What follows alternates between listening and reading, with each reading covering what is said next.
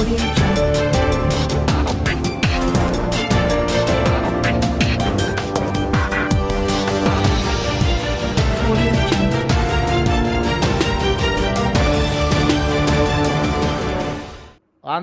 ప్రభుత్వం మారంగానే తెలంగాణకు ఆంధ్రప్రదేశ్కు పోటీ ఉంటుంది.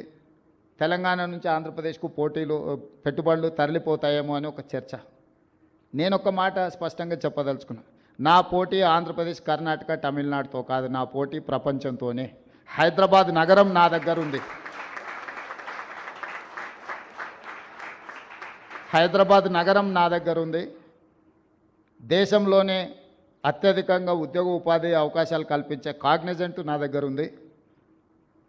ఈ ప్రాంతం పక్క రాష్ట్రాలతో పోటీ పడే ఆలోచన నుంచి ప్రపంచంతో పోటీ పడడానికి ఎప్పుడో మా ఆలోచనను మేము విస్తరించుకున్నాము.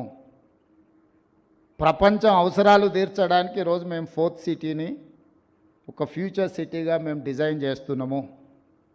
కాబట్టి ఈరోజు మాకు పక్క రాష్ట్రాలతో ఎలాంటి పోటీ లేదు. పక్క రాష్ట్రాల దగ్గర, ఈ దేశంలో ఎవరి దగ్గర హైదరాబాద్ నగరం లేదు. పక్క రాష్ట్రాలు, పక్క ముఖ్యమంత్రుల దగ్గర ఔటర్ రింగ్ రోడ్, అంతర్జాతీయ ఎయిర్పోర్ట్ లేదు. అన్నిటికంటే ఇక్కడున్న ఎన్విరాన్మెంట్ ఈ దేశంలోనే ఎక్కడా లేదు. ఇక్కడున్నంత మంచి వాతావరణం, ఇక్కడున్నంత శాంతి భద్రతలు, ప్రశాంతంగా ఉండడం, ఇక్కడ ఎక్కడి నుంచైనా కనెక్ట్ కావడానికి అన్ని రకాల ఇన్ఫ్రాస్ట్రక్చర్ మన దగ్గర ఉన్నది. కాబట్టి ఈరోజు నేను మీ ద్వారా ఈ యుఎస్ అండ్ సౌత్ కొరియాలో మేము కలిసిన ప్రతినిధులనే కాదు, కలవాలనుకుంటున్న ప్రతినిధులకు కూడా నా సూచన ఒకటే. రండి, తెలంగాణ రాష్ట్రంలో పెట్టుబడులు పెట్టండి. మీ పెట్టుబడులకు భద్రత ఉంటుంది, మీ పెట్టుబడులకు లాభము ఉంటుంది. మీకు కావాల్సిన సాంకేతిక నైపుణ్యాన్ని అందించే యువశక్తి తెలంగాణ రాష్ట్రంలో ఉంది. తెలంగాణ రాష్ట్రాన్ని సాధించిన యువశక్తి తెలంగాణ నిర్మాణంలో ముందుకు వస్తారు. ఎవరు వచ్చినా ఈ రాష్ట్రంలో పెట్టుబడులు పెట్టే వాళ్లకు రక్షణ ఉంటుంది.